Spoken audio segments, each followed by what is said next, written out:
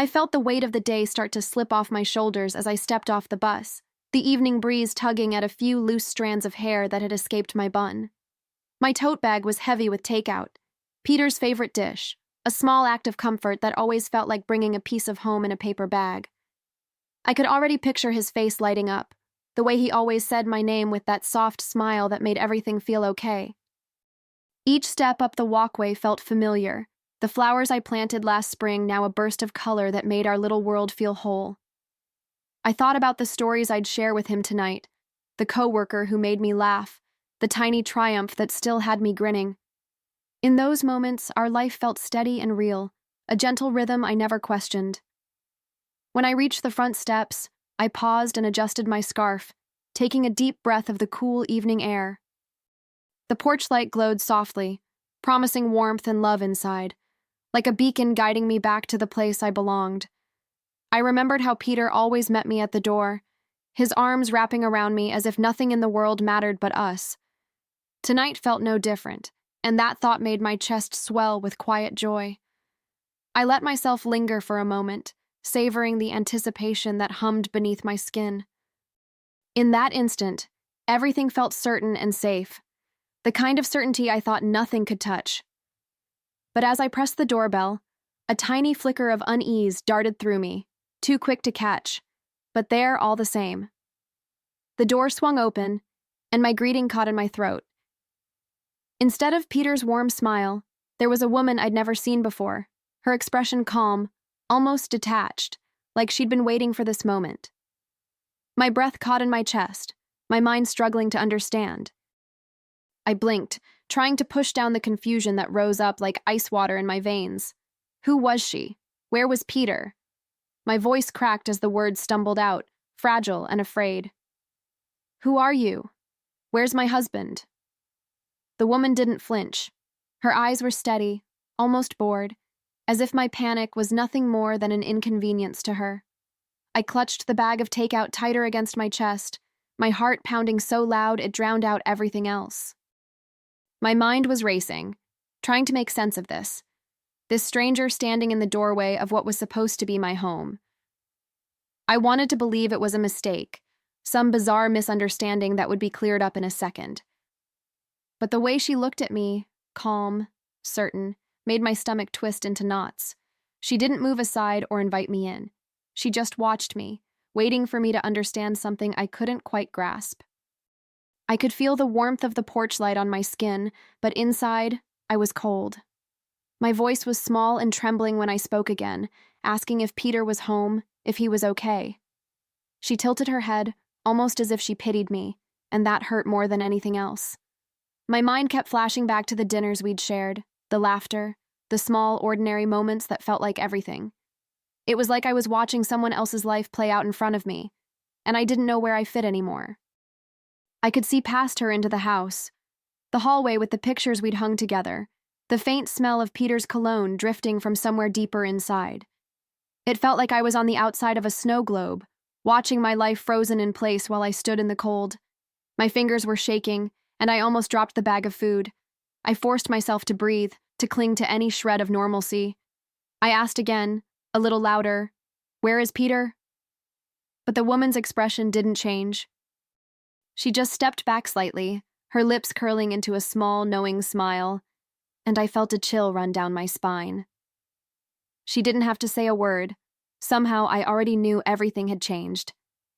I swallowed hard, trying to keep my voice steady even though my heart felt like it might shatter with every word.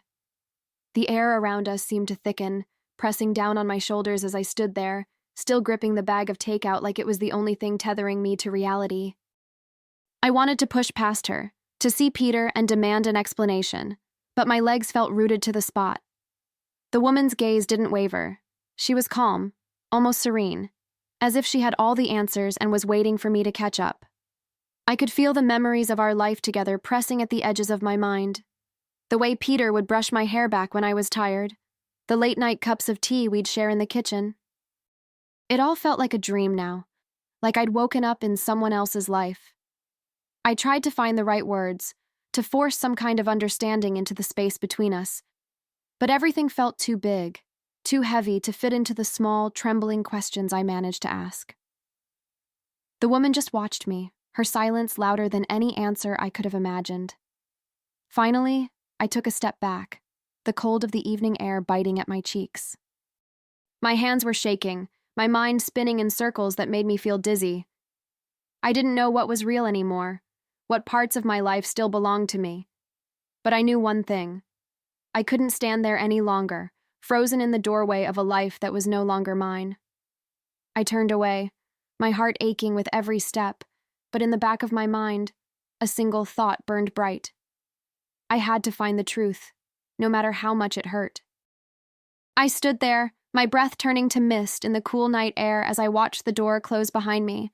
My heart pounded in my chest, each beat echoing the words I'd just heard. "You're not his wife anymore. I am." The woman's calm, almost smug voice replayed in my mind like a broken record, making it impossible to believe what I'd just witnessed. I wanted to bang on the door, to demand the truth from Peter, but the weight of her words left me paralyzed.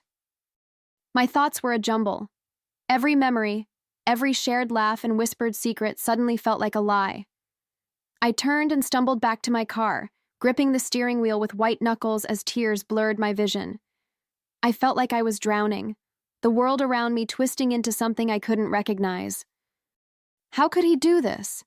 How could he erase me so completely, so quietly? My mind kept circling back to the nights we'd spent curled up together on that very couch, the way he'd smile at me from across the dinner table. It all felt so far away now, like a memory I couldn't quite hold on to. I forced myself to breathe, to stay calm enough to drive, even though I felt like I was falling apart. As I pulled away from the house, the headlights cutting through the darkness, I tried to make sense of it all. Had there been signs I'd missed? Little moments that hinted at this betrayal? My chest ached with the weight of not knowing, of being left out of my own story. I thought of how Peter used to look at me, how he'd promised to always be there. Now, those promises felt like shadows, slipping through my fingers no matter how hard I tried to hold on. My whole body was trembling, but I kept driving, desperate to outrun the pain that was already settling in my bones. The drive home felt like a blur of streetlights and tears. I kept replaying her words over and over, trying to convince myself I'd misunderstood. But deep down, I knew I hadn't. Every mile I drove felt like another layer of my life peeling away, leaving nothing but questions I couldn't answer. I wanted to scream, to call Peter and demand he tell me it wasn't true. But his phone went straight to voicemail, the cold, automated voice like a slap in the face. The silence on the other end was louder than any lie he'd ever told. When I finally reached my apartment, I sat in the car for a long moment, the engine still running. The takeout bag sat on the passenger seat, a cruel reminder of the life I thought I still had. I rested my forehead against the steering wheel, the tears coming hot and fast now, leaving me gasping for breath. My body felt like it was made of lead, too heavy to move. I couldn't bring myself to go inside, to face the empty space that waited for me there. My home, our home, no longer existed. It was gone, just like that, stolen away by a stranger's calm smile. Eventually, I forced myself to go upstairs, each step feeling like a betrayal of the life I'd lost. My hands were shaking so badly I could barely fit the key into the lock. When I stepped inside, the quiet was suffocating, pressing in on me until I thought I'd scream. I dropped the takeout on the kitchen counter and sank into a chair, staring at the walls that suddenly felt unfamiliar. My thoughts were a hurricane, but one thing was painfully clear. Peter had made his choice. He'd moved on, and he'd done it without a word. And now, I was left to pick up the pieces of a life I thought was still mine. I sat there in the dim light of my apartment, the weight of what just happened settling over me like a heavy blanket. My mind was racing, flipping through every memory, every moment that had felt so real. I kept asking myself the same question. How could he do this? My hands were cold, my fingers numb as I stared down at the takeout bag, a sad, silent witness to the night that had shattered everything. The food was still warm, but I couldn't bring myself to open it. It felt like a cruel joke, a reminder of the life I thought I still had. The silence in the room felt deafening, so different from the warmth and laughter I was used to coming home to. I wanted to scream, to cry, to make sense of it all, but the words wouldn't come. Instead, I sat there, feeling like a stranger in my own skin. The woman's voice echoed in my head, her calm, steady tone cutting through every doubt I'd tried to cling to. "You're not his wife anymore." "I am." The finality of those words burned like ice in my chest. My world had changed in an instant, and I didn't know how to put it back together. But even as I sat there, frozen and raw, a small spark of determination flickered to life inside me. I couldn't just sit here, lost in the echoes of what was. I needed answers. I needed to understand how the man I loved could erase me so easily, so completely. The thought was terrifying, but I knew I couldn't stay in this place of silence and confusion.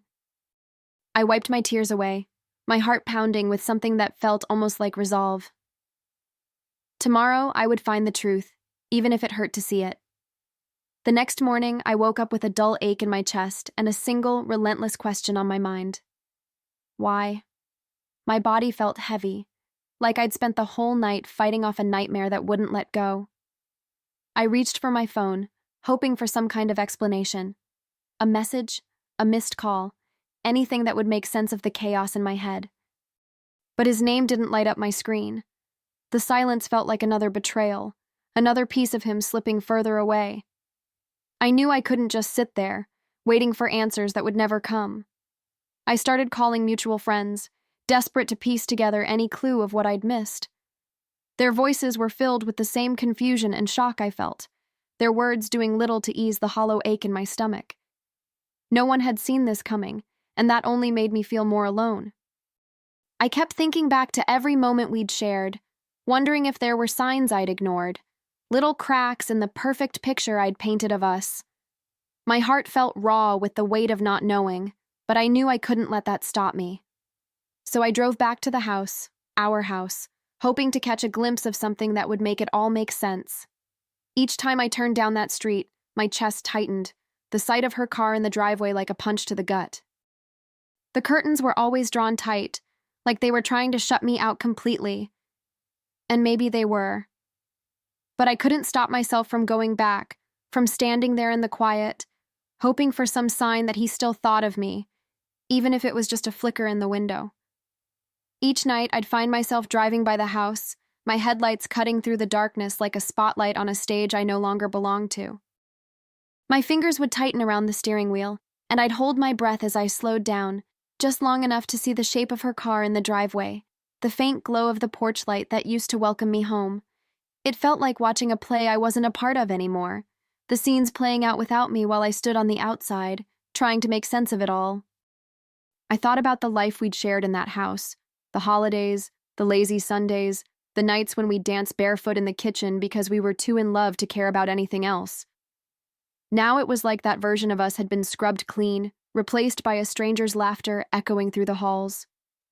The memories came in flashes, so vivid it hurt, the smell of his aftershave on the pillows, the way he'd hum under his breath while he made coffee. It was all still there, but it wasn't mine anymore. And that thought twisted something deep inside me. Sleep became a stranger to me, each night spent tossing and turning, the questions louder than the silence of my empty apartment. My phone sat on the nightstand like an accusation, the unanswered calls and ignored texts a constant reminder of how alone I'd become. I'd lie awake, the ceiling spinning above me, wondering how love could turn into something so cold and final. But even in the darkness, I couldn't shake the need to know, to understand how the man who once promised me forever could leave me behind without a single word. Days turned into a blur of empty hours and half-finished conversations with friends who didn't have answers. I kept trying to distract myself with work, with anything that would keep my mind from drifting back to him, but every quiet moment felt like an invitation to remember. I'd stare at my reflection in the bathroom mirror and barely recognize the woman looking back at me. Eyes red from crying, shoulders hunched under the weight of everything she didn't know. It was like I'd become a ghost in my own life, haunting memories that didn't belong to me anymore. Sometimes I'd catch myself reaching for my phone out of habit, my fingers poised to send a message that I knew would never be answered. I'd hover over his name, my heart pounding with a mixture of hope and dread. But in the end, I'd put it down, telling myself that I needed to let go, even though every part of me screamed to hold on. I'd replay our conversations in my mind, searching for the moment everything shifted, for the word or glance that had slipped by unnoticed. It was like trying to solve a puzzle with half the pieces missing, each memory another piece that didn't quite fit. But even in the confusion and the ache of not knowing, something in me started to harden, a quiet strength that flickered to life in the hollow spaces he'd left behind. I knew I couldn't live like this, trapped in the questions and the silence. So I made a promise to myself: I would find the truth. No matter how much it hurt, no matter how many nights I spent wondering what I'd missed, I wouldn't let this be the end of my story. I took a deep breath, feeling the weight of that promise settle into my bones. Tomorrow I'd confront him, and this time, I wouldn't let him hide. The next evening, I parked my car a few houses down, my heart racing like it was trying to jump out of my chest. The street was quiet, the sky washed in the deep blue of dusk, and for a moment, it felt like the whole world was holding its breath right along with me. I wiped my palms on my jeans, trying to steady my hands, but nothing could slow the pounding in my head. I'd replayed this moment 100 times in my mind, imagining what I'd say, how I'd make him see what he'd done. But now that I was here, my mind felt blank, every word swallowed up by the fear of what I might hear. I walked up to the house, our house, though it didn't feel like mine anymore, and saw Peter standing in the driveway, his face half in shadow. For a moment, I just stood there, taking him in. The man who'd held me through every storm, who'd whispered promises into my skin, was now a stranger in every way that mattered. He looked up as I approached, his expression unreadable, and for a second, it almost felt like we were back to the way things used to be.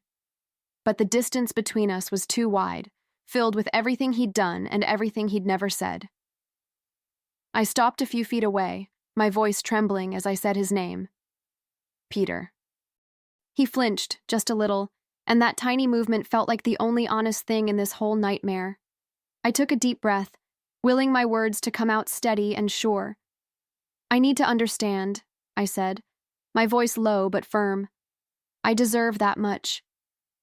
He looked at me then, really looked at me, and for the first time, I saw the weight of his choices written in the lines of his face.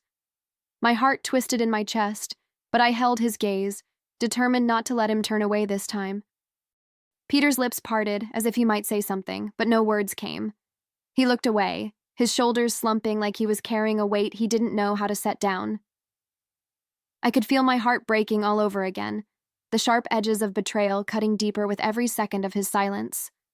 I wanted to scream, to demand that he look at me and tell me how he could walk away from everything we built together. But instead, I waited, the ache in my chest a constant reminder of how much I still needed to hear the truth from him. When he finally spoke, his voice was low, almost apologetic, but there was no comfort in his words. "I've been seeing her for a while," he admitted, his eyes focused on a crack in the driveway instead of on me. "I didn't know how to tell you. I thought it would be easier this way."